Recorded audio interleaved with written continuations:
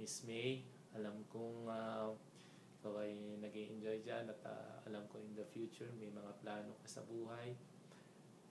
I only wish you well and I wish you will be successful in your future endeavors, yung haharapin mo, kung ano man yung mangyayari sa iyo sa career mo and sa personal life. I wish you well and yun. God bless sa inyong lahat dyan.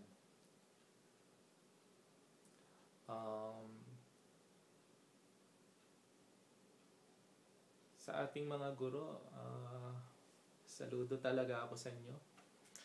Kayong mga tunay na bayani.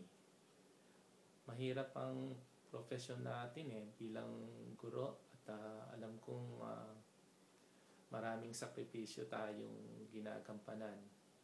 Pero yung pananatili niyo dyan sa Pilipinas para hubugin ang ating mga bata dyan, napaka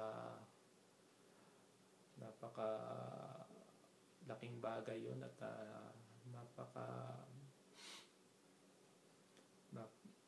tinuturing ko kayong mga bayani dyan sa inyong ginagawa para sa ating mga kabataan.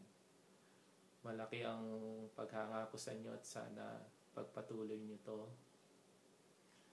at magiging matagumpay kayo.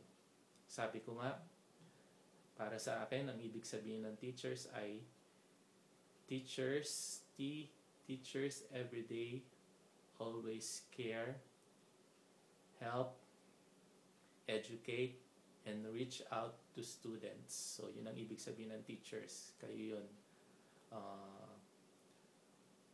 Maraming salamat at nais kong gamitin na rin itong pagkakataon na to para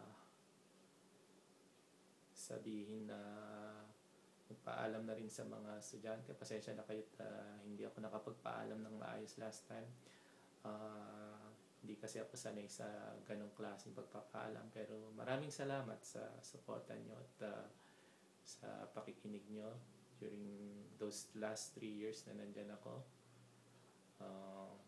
Maraming salamat sa SSG, sa pamumuno ni John Carlo Manabat.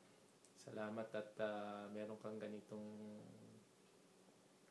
programa na isipan mong kontakin ng mga dating guro para magbigay ng video messages or kung anumang mensahe para sa ating mga teachers.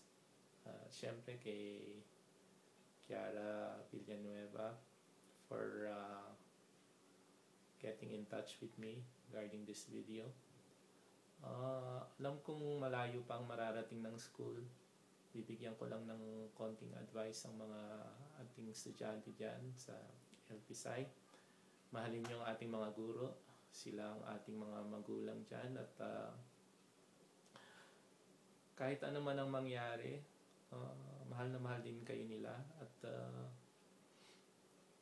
napakasaya ng araw na to at hindi lang ngayong araw pero sa mga iba pang araw patuloy niyong mahalin ang mga guro natin. Silang mga tunay na bayani at malaki ang pagmamahal nila sa inyo. Maraming salamat at mabuhay tayong lahat.